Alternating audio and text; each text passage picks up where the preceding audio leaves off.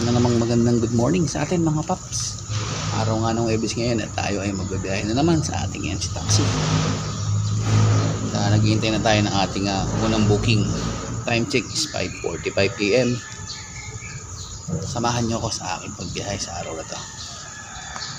Pumasok lang sa atin na unang booking. Ang pick up location ay dito lang sa Karangalang, Cainta. At ang kanyang drop off location ay sa Robinson Terra Tower, Quezon City. At ang pamasahin to ay nagkakahalaga ng 95 pesos. Puntahan na natin guys ang ating unang booking. Ride safe sa atin. Agad na nga natin puntahan si ma'am sa kanyang pick up location sa Karangalang, Cainta. 300 meters away ang layo sa atin. At pagdating nga natin sa kanyang pick up location ay tinanong natin si ma'am kung saan niya mas prepared dumaan. At sumagot siya na sa Manggahan, Pasig daw. Kaya ang naging way natin sa biyahe na to ay Felix Avenue, tapos kumanan tayo sa Kaligayahan hanggang sa marating natin yung F. Mariano at Amang Rodriguez. At nung nasa Amang Rodriguez nga tayo ay napansin ko na ang Ortigas Avenue ay medyo traffic. Kaya nga nagdesisyon ako na kumanan dito sa Bridgetown. Shortcut na at wala pang traffic. Kaya naman mabilis namin narating ng safe ang drop-off location ni ma'am. Pagdating nga natin sa drop-off location ni ma'am, ang kanyang pamasahe na 95 pesos ay ginawa na niyang 100 pesos. Maraming salamat ma'am sa tip na inyong binigay. Nice.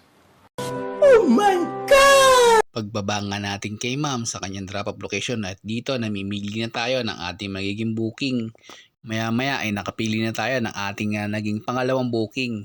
Ang pick-up location ni ma'am ay dito sa Starbucks, Zeta Tower. 200 meters away lang ang layo sa ating location. At ang kanyang drop-off location naman ay sa Fisher Mall, Quezon Ave. At ang pamasahe nito ay nagkakahalaga ng 142 pesos. Agad nating pinuntahan si ma'am sa kanyang pick-up location at tayo ay tuloy-tuloy bumiyahe. Sabi ko kay ma'am ay sa C5 na lang kami dumaan dahil nga sa mga oras na to ay ang traffic sa Ortigas Avenue. Doon kasi tinuturo ni Waze na daan sa Ortigas Avenue, tapos sa diretso ng EDSA. At naging okay naman kay ma'am yung suggestion ko na sa C5 kami dumaan. Kaya naman nagtuloy-tuloy kami at ang naging daan namin ay sa C5, tapos ay kumaliwa kami sa Green Meadows, dire-diretso, lumabas kami ng White Plains, tapos EDSA. Dahil nga doon tayo pinadaan ni Waze ay nakaiwas tayo sa traffic. Kaya mabilis na rin natin narating yung drop-off location ni ma'am. Dito na nga tayo sa Quezon Ave. Almost 500 meters na lang ang layo nito sa Fisher Mall sa drop-off location ni ma'am.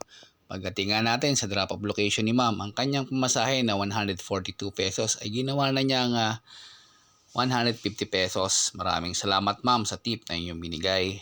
Pagbaba nga natin kay ma'am sa kanyang drop-off ay gumapang nga tayo pabalik. Dahil sa mga oras nga na to ay 7 AM na. Nag-aantay na lang tayo ng booking na papasok pauwi sa Cainta sa ating pauwi. Maraming booking na pumapasok sa atin, kaso nga lang ay puro papalayo, kaya hindi natin siya kinukuha.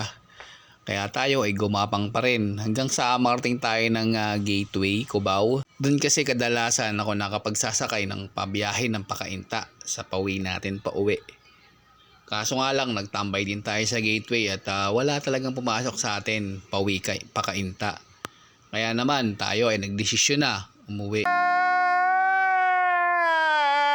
Kaya ngayong araw na to ay nakadalawang booking lang tayo. Malaki man o maliit ang ating kinita. Ang importante ay safe tayong nakauwi sa ating pamilya. At tayo ay magpasalamat sa biyaya nating natanggap. Ride safe mga paps and God bless.